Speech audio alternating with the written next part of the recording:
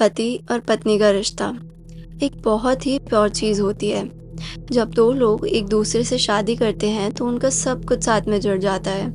दोनों लोग एक साथ मिलकर अपनी पूरी लाइफ जीते हैं, एक दूसरे का ख्याल रखते हैं इन एवरी पॉसिबल वे। अपने पार्टनर की केयर करना, हेल्थ का ख्याल रखना, उसके खाने पीने का ख्याल रखना is just a way of showing how much you love a person. Indian house holds में यूजुअली हर लेडी अपने पति का इसी तरह ध्यान रखने के लिए उसके लिए प्यार से खाना बनाती है। जब पति बाहर काम करने जाता है तो उसकी वाइफ प्यार से उसे टिफ़िन पैक करके देती है ताकि वो भूखा ना रहे।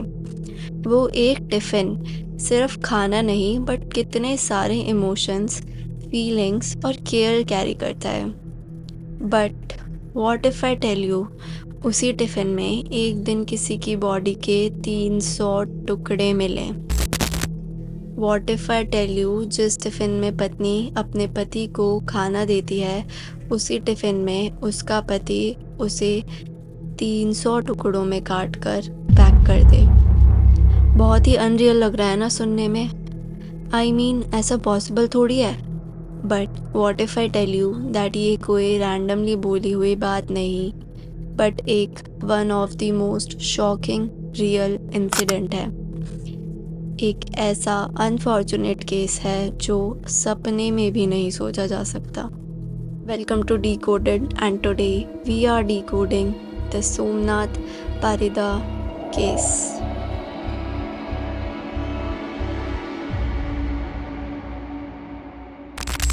डॉक्टर सोमनाथ पारिदा, एक रिटायर्ड लेफ्टिनेंट कर्नल, अपनी पत्नी उषाश्री पारिदा के साथ उड़ीसा के भुवनेश्वर में नायापल्ली इलाके में रहते थे। इंडियन आर्मी में as a surgeon and lieutenant colonel उन्होंने काम किया था। अराउंड 1970s उनकी शादी हुई थी उषाश्री से, जो कि एक काफ़ी अच्छी और एक्सपर्ट क्लासिकल डांसर थी। आफ्टर मैरिज उनके 2 बच्चे हुए, एक बेटा और एक बेटी। अपनी पढ़ाई पूरी करके दोनों बच्चे बाहर सेटल हो गए। उनका बेटा डॉक्टर बना और यूएस से चला गया और उनकी बेटी टीचिंग जॉब करने दुबई चली गई।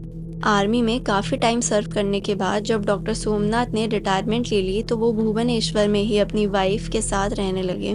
वो एक पॉश कॉलोनी में एक काफ़ी बड़े घर में रहते थे। ऑल्सो रिटायरमेंट के बाद अपने आप को बिजी रखने के लिए एक अपना क्लिनिक खोल लिया था एंड वो और भी काफ़ी वेज में as a doctor social service करते रहते थे। उनका घर तो काफ़ी बड़ा था बट वो यूजुअली खाली खाली सा ही रहता था, एज उधर सिर्फ सोमनाथ पारिदा और उषाश्री ही रहते थे। उनके घर में ज़्यादा लोग आते जाते ही नहीं थे। ऐसा शायद इसलिए था क्योंकि सोमनाथ एक काफ़ी रिजर्व्ड और मिस्टीरियस टाइप का इंसान था। वो ज़्यादा लोगों से मिलता नहीं था, बात नहीं करता था।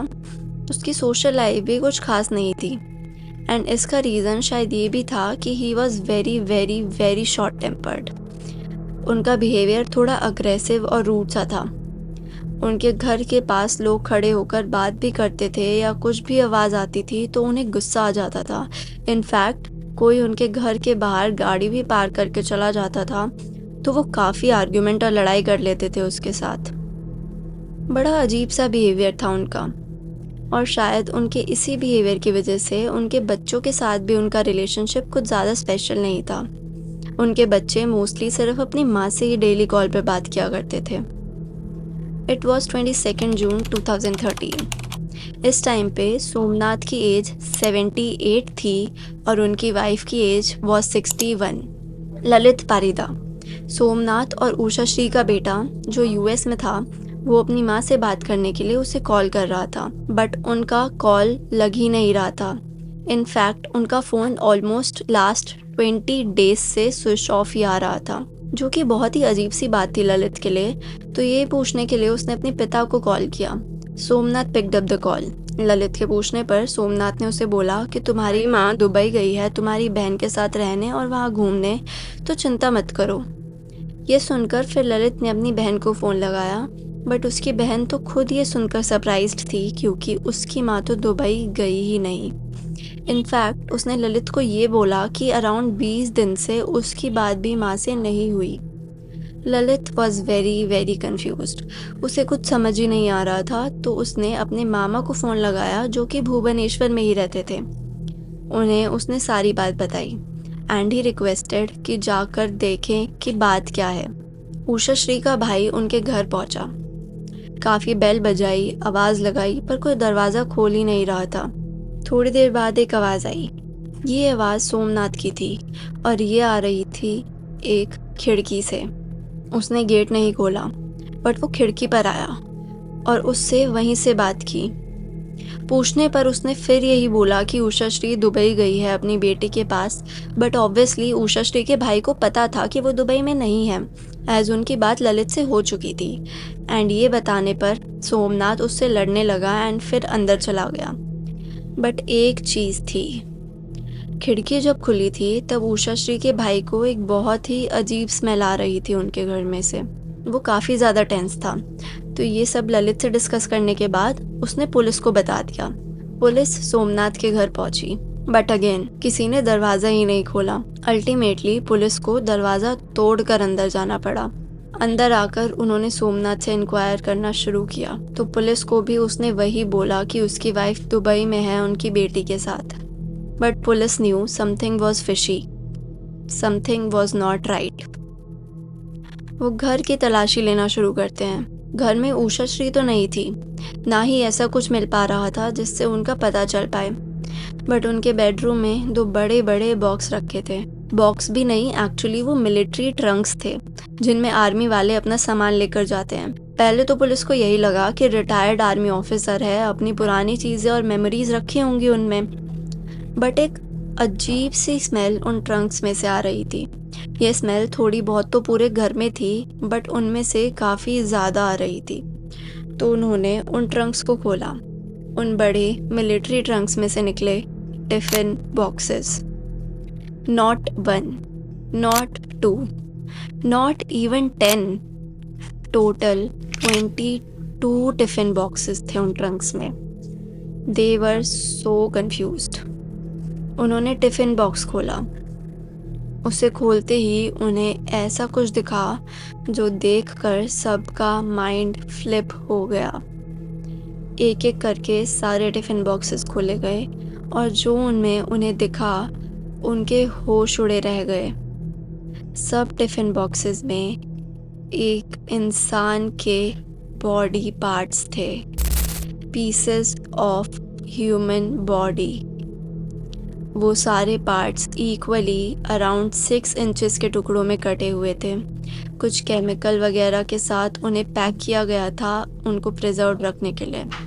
22 डब्बों में 300 पीसेस, 300 ह्यूमन बॉडी के पीसेस। वहाँ जितने भी लोग थे सबके होश उड़ चुके थे। डॉक्टर सोमनाथ से जवाब मांगा गया और फिर उसने एक्सेप्ट किया कि ये उन्हीं की बीवी उषाश्री की बॉडी के पीसेस हैं। उसने बताया कि वो साईं बाबा की भक्त थी, तो 3 जून को एकदम से उसने बोला कि उसे साईं बाबा के पास जाना है और उसने ज़मीन पर सर पटकना शुरू कर दिया, जिससे उसकी जान चली गई। और उसकी इच्छा थी कि उसका अंतिम संस्कार शिरडी में हो, इसलिए उसे वहाँ तक ले जाने के लिए उसने उसे डब्बों में पैक कर दिया। He tried to convince them कि ये एक सुसाइड थी। ऑलरेडी सबका दिमाग हिल चुका था और ये एक्सप्लेनेशन और भी ज़्यादा अजीब थी। बट उस मोमेंट पे ज़्यादा कंसर्निंग ये चीज़ थी कि उन डब्बों में बाकी पूरी बॉडी थी सिवाय सर के। तलाशी लेने पे उषाश्री का कटा हुआ सर उनके हॉल की टेबल पे एक कपड़े के नीचे रखा हुआ मिला। ऑल्दो केमिकल से उसे प्रिजर्व तो किया गया था, बट उसके बाल और स्किन काफ़ी ख़राब हो चुके थे क्योंकि डेथ को ऑलमोस्ट 20 दिन हो चुके थे। उससे पूछा गया कि सर यहाँ क्यों रखा है, तो उसने बताया कि वो रोज़ अपनी पत्नी के सर से रात को बेड पर बैठकर बातें करता था एंड आज उसने अभी उसे वहाँ लाकर रखा था। Everyone was shocked to the core. Somnath was arrested immediately. Investigations शुरू हुई। काफ़ी इंटेरोगेशंस के बाद ये पता चला कि 3 जून की रात को सोमनाथ और उषाश्री के बीच में एक झगड़ा हुआ, जिसमें सोमनाथ ने अपने सेंसेस खोकर रेज में उषाश्री का एक शार्प और हार्ड ऑब्जेक्ट से सर फोड़कर उनकी जान ले ली और फिर उनके शरीर के टुकड़े करके उन्हें टिफ़िन में पैक कर दिया। 22 टिफ़िन एक साथ एक ही जगह से खरीदना उसके लिए मुश्किल था एंड ऑल्सो इससे वो सस्पिशियस भी लग सकता था, इसलिए वो डेली अलग अलग शॉप्स पे जाता था ये टिफ़िन्स खरीदने। ड्यूरिंग इन्वेस्टिगेशंस बहुत चीज़ें सामने आई। उषा श्री का मर्डर करने के बाद जब अगले दिन उनके घर पे काम करने वाले सर्वेंट्स वहाँ आए तो उन्हें सोमनाथ ने ये कहकर नौकरी से ही निकाल दिया कि उषा श्री जब वापस आए तब आना। अपनी पत्नी के साथ ये करने के बाद भी वो डेली अपने क्लिनिक जाता था, वहाँ दिन भर काम करता था एंड फिर रात को आकर अपनी बीवी के शरीर के टुकड़े करता था। उन्हीं 20 दिन के ड्यूरेशन में सोमनाथ का बर्थडे भी आया था, जो उसने काफ़ी अच्छे से अपने क्लिनिक में सेलिब्रेट भी किया। Being a doctor, that too a surgeon, उसे ह्यूमन एनाटॉमी की काफ़ी समझ थी एंड मे बी इक्विपमेंट्स भी थे, तो शायद उसके लिए अपनी बीवी के इतने टुकड़े करना वॉज नॉट दैट डिफ़िकल्ट। दो उसके क्राइम का एक्चुअल मोटिव तो सामने नहीं आ पाया, but according to theories Somnath का अपने क्लिनिक पे ही काम करने वाली किसी लड़के के साथ अफेयर था, जिसके बारे में उषा श्री को पता चल गया था एंड इसी वजह से उनके बीच में झगड़े होते रहते थे। बट उस दिन Somnath lost his senses and temper and killed his wife. दो ये बस एक स्पेकुलेशन है, प्रूवन फैक्ट नहीं। सोमनाथ को उसके इस हीनियस क्राइम के लिए उम्र कैद की सज़ा दी गई। कोर्ट में उसके बच्चों ने भी उसके खिलाफ गवाही दी एंड अकॉर्डिंग टू सोर्सेज उसके बच्चों को जब उससे मिलने के लिए बुलाया गया तो उन्होंने इमिडिएटली साफ मना कर दिया। इस केस के बारे में सब कुछ इतना शॉकिंग और स्पाइन चिलिंग है, कंसिडरिंग द फैक्ट कि सोमनाथ मिलिट्री में एक लेफ्टिनेंट कर्नल रह चुका था। He was a well known surgeon too and also the age, they were 78 and 61। उन्होंने अपनी ऑलमोस्ट पूरी ज़िंदगी साथ बिता ली थी। स्टिल सोमनाथ ने इतनी दर्दनाक मौत दी अपनी पत्नी को।